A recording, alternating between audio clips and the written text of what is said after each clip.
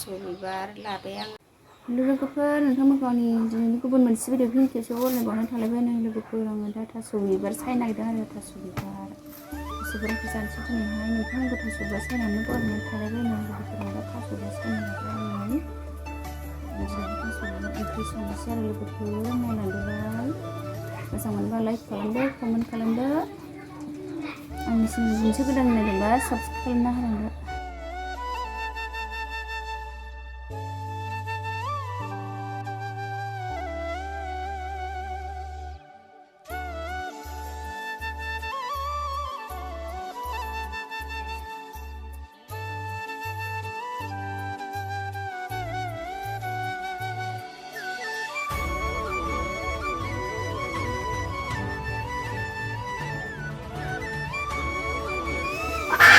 दाउ जानोसै आयु दाउ लोगोफोर। आं दा थास' बिबारखौ सायनानै आराम सुनानै लाबाय। एबार संनोसै लोगोफोर,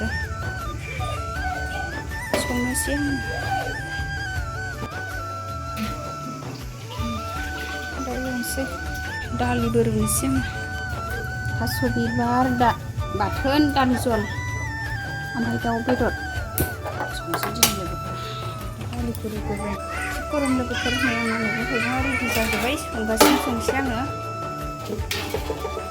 थास' बिबार, दालि रुबाय, ओमफ्राय दाउ एवनोसै आरो दाउ भाजा।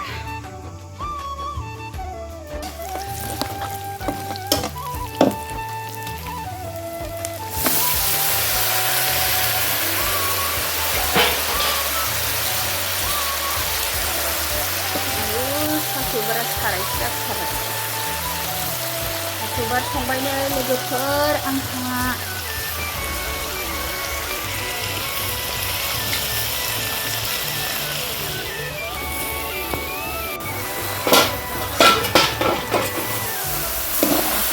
बिदि जाबाय दै होनोसै आङो।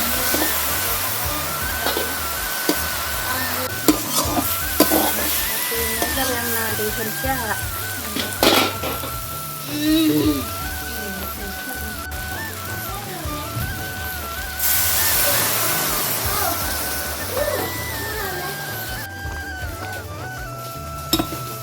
थास' थुग्लिनाय जाबाय आंना। ना गोथां गोरलैखौ एसे थास'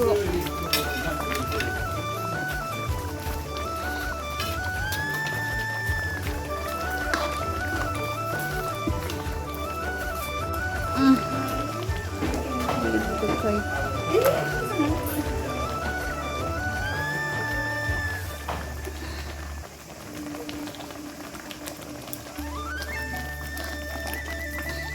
थास' बिबारा मोनबाय।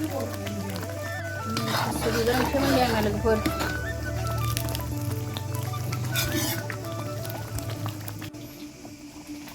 दालिया मोनबाय।